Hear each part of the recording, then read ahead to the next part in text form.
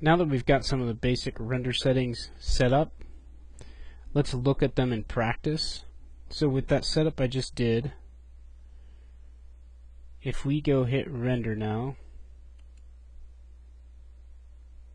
you'll see this is the light cache and this is the calculation phase. We checked show calculation phase, so we're seeing it as it calculates.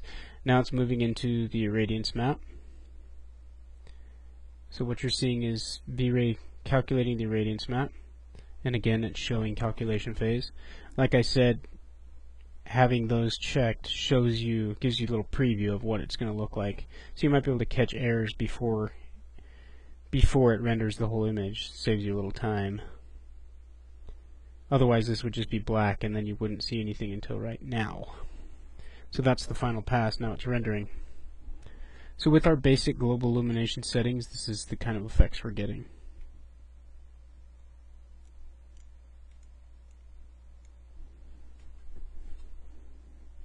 I set it up with the override material again, so everything's white. I've got the V-Ray plane down here still, and I just have that basic V-Ray sun in there.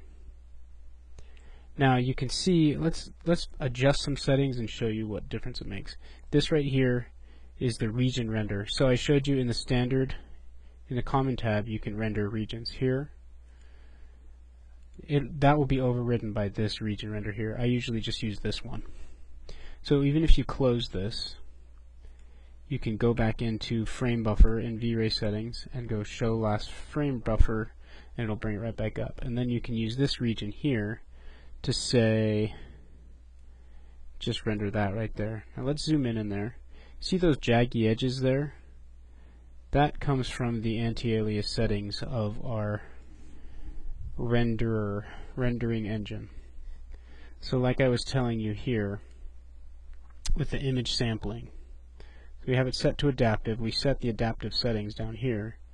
So if I set this to 20, which is pretty high, and then hit render, it's going to render just in that region. Oh, the demo version changed settings on me. Great. Okay, this is a good time to look back at it. Irradiance map, medium,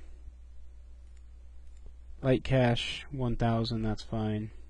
Make sure global illumination is on. Make sure my override material is on.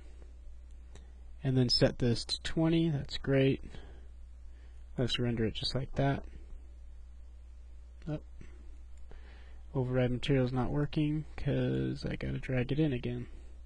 This is the problem with using the demo version. Okay, now render. Now, can you see the difference between here and here? It's pretty slight, but it's the noise is the difference. Still getting some jaggies on that edge because it's low resolution. But in these shadows, there's not a lot of noise. Over here, there is kind of a little more noise. Up in here, you can see it. So really, in this rendering, you're not seeing a huge difference. Let's set that to 60, which is kind of ridiculously high. Let's set this to 0.001 and look again. You'll notice a huge jump in amount of time it takes to render. Well, not on this rendering because it's so simple. Now you're getting some really smooth. Man, it's really hard to tell on these, on a basic rendering like this, but on nicer renderings with your materials all in there, you'll see a huge difference and a huge jump in time for putting those settings like that. Let's go into this area and render something with this higher quality setup.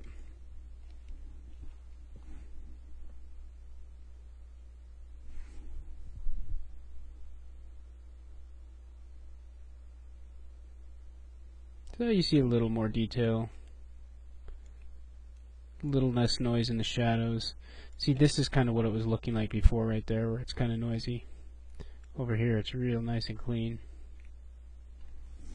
Like I said, on this example, it doesn't make a huge difference, but as we move forward, keep those settings in mind, because They'll make a huge difference once we get all our materials and everything is all set up for final rendering.